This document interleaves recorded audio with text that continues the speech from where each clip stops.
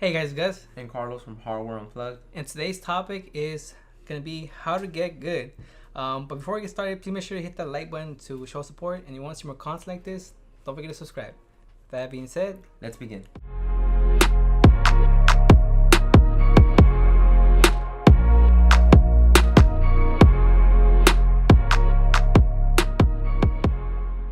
Alright, so I feel like we've put enough time into this whole PC thing and trying all these mouse pads and actually putting in times in the Apex Legends, all these other good games, right? Yeah.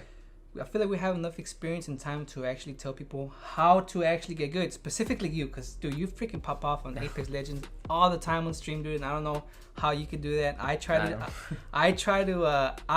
to get that good. Yeah. But I feel like the only reasons I'm not as good as you is because there's a few things I have to want to mention. But first, let's go ahead and talk about how actually you got that good, dude. Well, I noticed that I don't know, like, to me, I feel like I just got good in season 7. Yeah. Season 7 is when I kind of actually changed my DPI. I remember I was playing at 400 DPI. Yeah. With a very low sense, and I use my forearm a lot. Yeah. But I started noticing that whenever like a player was like really close to me and he would jump over my head, it'll be kind of hard for me to keep up with him. Yeah, to like keep up with him. So I remember you changed your DPI and you went higher, and I was like, you know what, let me do it too.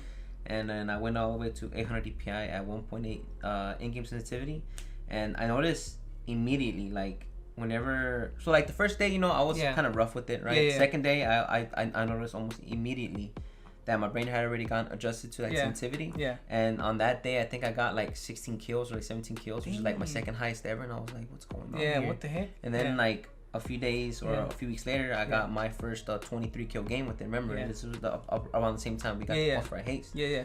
So definitely, I feel like I was never at the sensitivity where my brain, or where I guess where I would like perform at my best, I guess, throughout the whole time. 400 DPI was just too low. I thought it was fine, but changing it up to a even more higher sense definitely helped me get there. Now, sensitivity isn't like, I'm not saying you should go change sensitivity, right? I'm saying that you should probably test out other sensitivities. Maybe experiment. Give yourself time and do that. But what really helped me out get good is around season 7, I got really obsessed with playing Apex Legends, like, a lot. Yeah. And I put in a lot of time into it. Yes. Right? And I feel like just putting in a lot of time into the game is what's really going to make you be a better player, Yes. So having good game sense, right? Has a big factor. 100%. And also finding your sensitivity is actually a huge factor too, because you were playing at a lower sensitivity for years. And the moment you actually switch your sensitivity to a higher sensitivity, you actually did better, right? I did better. All right. So for sure, finding sensitivity and putting your time into the game has a lot to do with it. We're actually getting good. So would you say that doing aim trainers will be a good thing to do for most people? Like, because like find your sensitivity, I feel like finding your sensitivity is a huge factor in getting good. Like, that's just the logical thing to do. Find your sensitivity that works for you. And I feel like the best way to do that is to actually go into aim labs or Kovacs, spend the time, mess around with it, and see what sensitivity is good for you. Now, for me, I actually did that. So I was playing Kovacs. I use Kovacs. I was playing Kovacs at, I forgot what, it was like a 1.8 or 2 point something, 2.0. I was playing at 2.0, Kovacs 2.0, right? Apex Legends 2.0. At 400 DPI? At 800 DPI, right? Because before it was 400, but I just forgot what sensitivity it was at, right? So I'm gonna go ahead and 800, right? I was playing at 800, and I was playing at 2.0, right? Let's say 2.0. I was doing okay, but I wouldn't play that great. So I decided to switch up my sensitivity higher. So the highest I've ever been is at 2.43 sensitivity on Apex Legends and on Kovacs, right? While I'm playing Kovacs, I'll do good, and I actually broke a lot of my tracking scores. But I noticed flicking wasn't that great. When I went on game, it's the same thing. Flicking wasn't that great, and tracking was good, but it wasn't consistent, because sometimes whenever I get into intense gunfights, my flick will be totally off and my tracking will be totally off. So I knew then 2.43 was way too high. Okay. So I went down to 1.52, something like that, right? I tried it for a while and it was good, but I still felt like it was a little too fast. after months, ended up going to 1.2, and that was my actual sensitivity that I felt comfortable. Because unfortunately for me, I have MS, and some days I wake up good, and some days I wake up bad, and that will throw my aim off. So I had to find a sensitivity where I would be able to play fine any given day of the week, whether I felt good or bad. So 1.2 was definitely the sensitivity I felt most comfortable in. So, oh, and by the way, this is where I say that having good games in plays a huge factor, because in Kovac scores, I have higher Kovac scores than him. Yep. And I'm above medium on most of them, dude, that I try. Most scenarios that I try in Kovacs, I'm above the median. I'm above the average. Literally below average on all my Kovac scores. I'd say maybe like on 2 I'm barely medium, but everything else I'm literally below average. Like tracking's below average, flicking's below average. Like everything's literally like below average when it comes to my Kovac scores. But again, I do feel like game sense and playing the game, putting more hours into either, whether it's Kovacs, whether it's Warzone or Apex Legends, right? Whatever it is, if you have more time into it, you're gonna be a better player than somebody who just does. Exactly, and that's what I was gonna say. That's where the game sense part comes in, because I have way higher scores than he does. Yeah, like significantly. But the reason he does better than me at Apex is because he puts the time into Apex. Yeah. He is able to predict the enemy's moves because he's been through those scenarios before. He's been through many matches. He knows what movements enemies can do. Gun recoil too. I know all of that. And so that's where he has a lot of. That's why he's way better than me in Apex. Way better. And that's why a lot of people say, not just us, a lot of people say that aim trainers are good, but they're not gonna make you great. They're not gonna make you great at the game. Make you into like a superstar or they're not. or anything like that. No. I mean, we're really like debunked it just by saying this. Literally. He has way better Kovac scores than I am. Than I have. But when it comes to the game, it's just the whole. It's a whole different story, right? Yeah.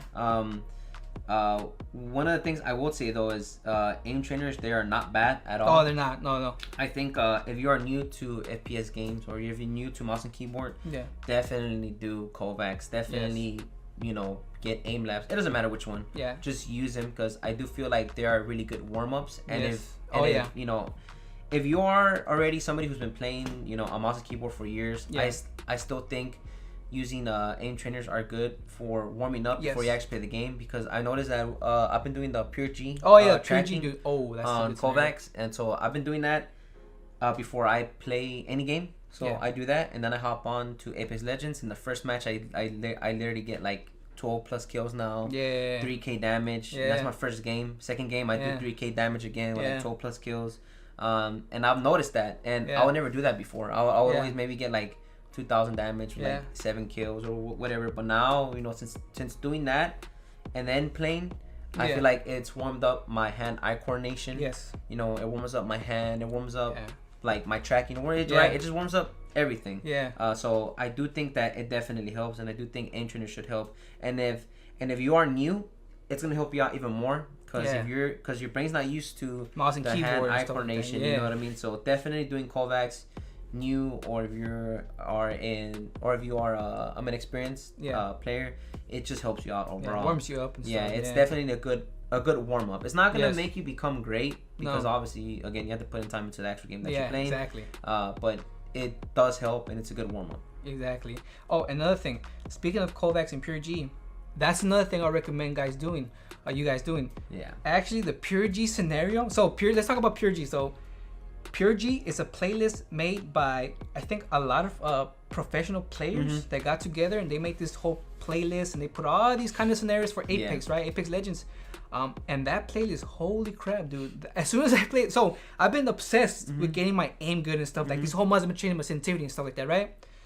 So I found my sensitivity, and I wanted to actually improve it now, my whole accuracy and stuff.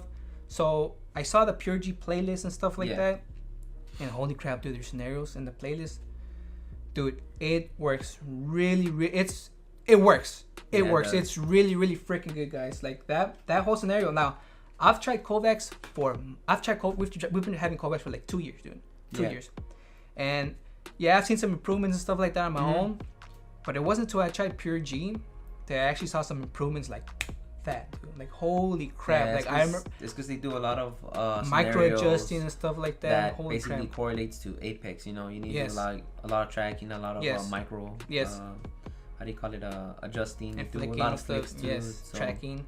Yes. But see, Pure G is not only just good for Apex.